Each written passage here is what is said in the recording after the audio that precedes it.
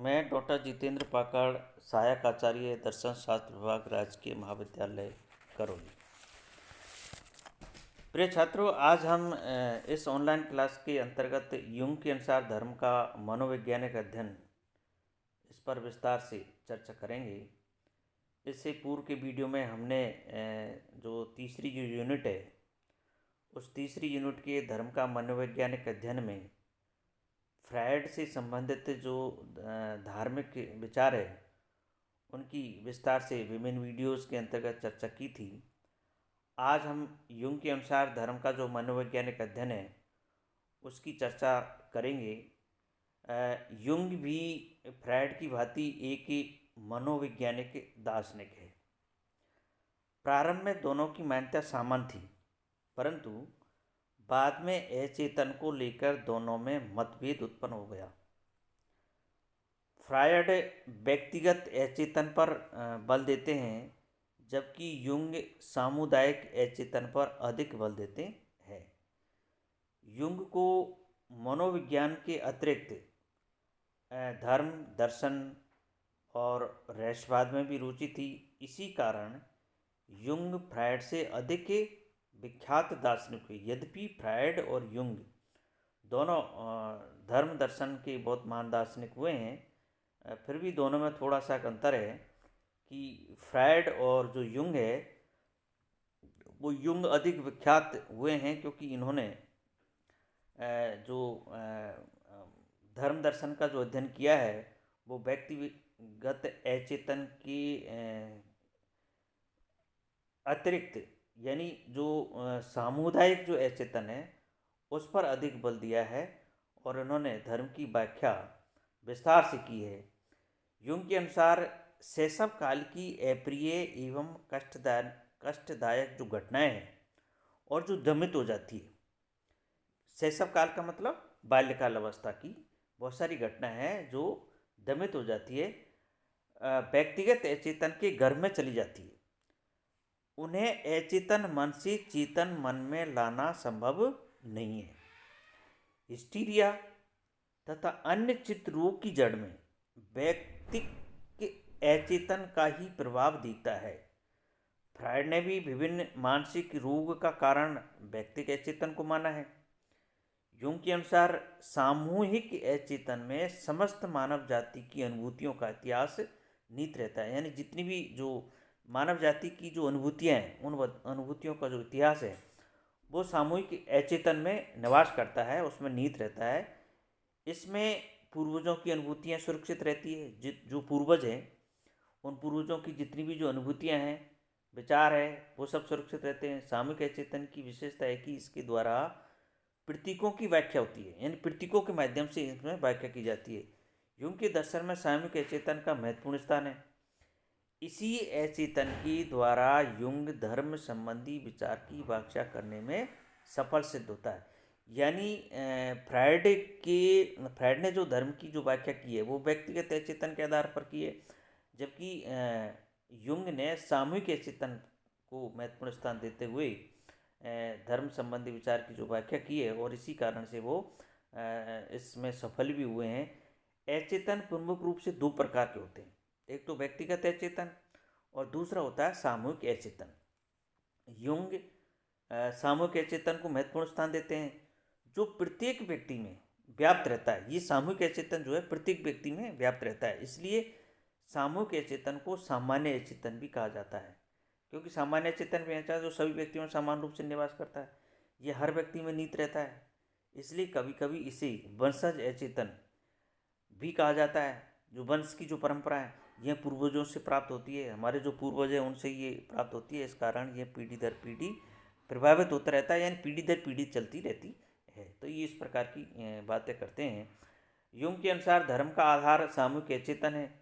सामूहिक अचेतन मानस की क्रिया को प्रीमॉर्डियल इमेज कहा जाता है।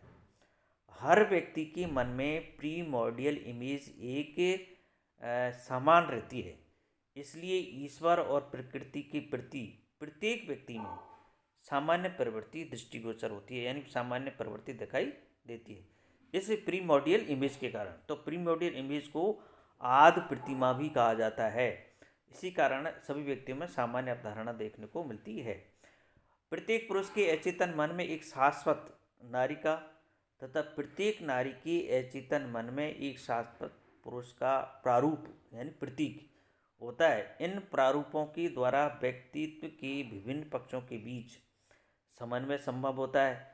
इस प्रकार जातीय अचेतन आदि प्रतिमा के रूप में सक्रिय रहता है।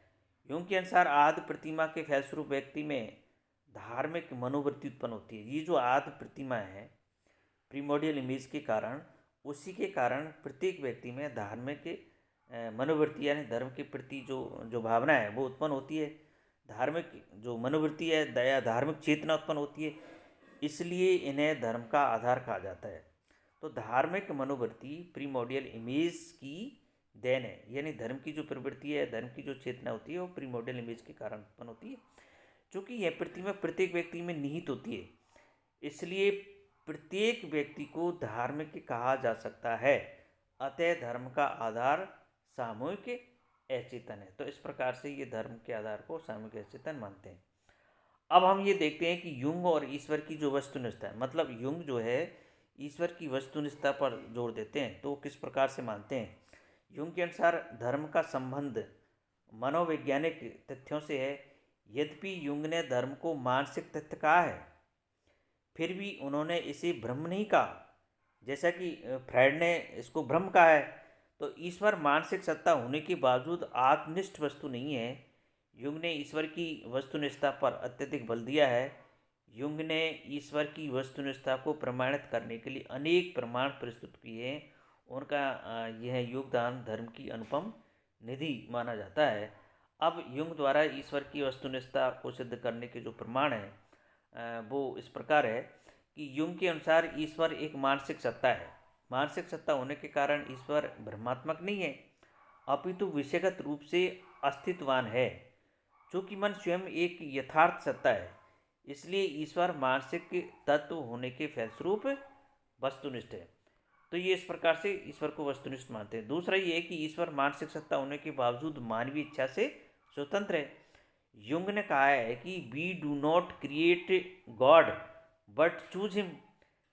चूँकि ईश्वर को, अब ये क्या है कि वी डू नॉट क्रिएट, यानी we do not create God को हम क्रिएट नहीं कर सकते, बट चूज हिम, लेकिन उसको चुनाव कर सकते हैं, उसको सेलेक्ट कर सकते हैं। क्योंकि हम ईश्वर का चुनाव करते हैं, इसलिए वह वस्तुनिष्ठ है। तीसरा है कि ईश्वर कांट के अर्थ में भी वस्तुनिष्ठ है। कांट ने बतलाया है कि यदि कोई ऐसा स्वप्न है जिसे हम सब लोग देखते हैं, तो वह स्वप्न न होकर वास्तविक हो जाता है। युंग ने इस तथ्य का उल्लेख करते हुए कहा है कि ईश्वर का प्रत्यय मनोवैज्ञानिक रीति से सत्य है, क्योंकि ये मन में पाया जाता है, अतः इसे संपूर्ण समाज ग्रहण करता है, इसलिए वह वस्तुनिष्ठ है। तो इसलिए ईश्वर को वो वस्तुनिष्ठ मानते हैं। तो इस प्रकार से हमने यहाँ आपको आज इस क्लास के अंतर्गत युंग के धर्म संबंधी मनोवैज्ञानिक अध्ययन और युंग द्वारा ईश्वर की वस्तुनिष्ठता सिद्ध करने के जो प्रमाण हैं, वो उन प्रमाणों की चर्चा हमने यहाँ विस्तार से की है। तो निश्चित रूप से आपको ये समझ में आया होगा। हमने पिछले वीडियो में फ्रायड की धर्म संबंधी विचार की जो ऑनलाइन क्लासेस के अंदर अध्ययन करवाया है, तो फ्रायड और युंग को दोनों वीडियोस को आप एक साथ देखेंगे तो आपको इन दोनों के अंतर और दोनों के धार्मिक जो विचार है उनकी स्पष्ट रूप से परिकल्पना आपके सामने आ जाएगी, यानी स्पष्ट रूप से आप इनको समझ जाएंगे। धन्यवाद।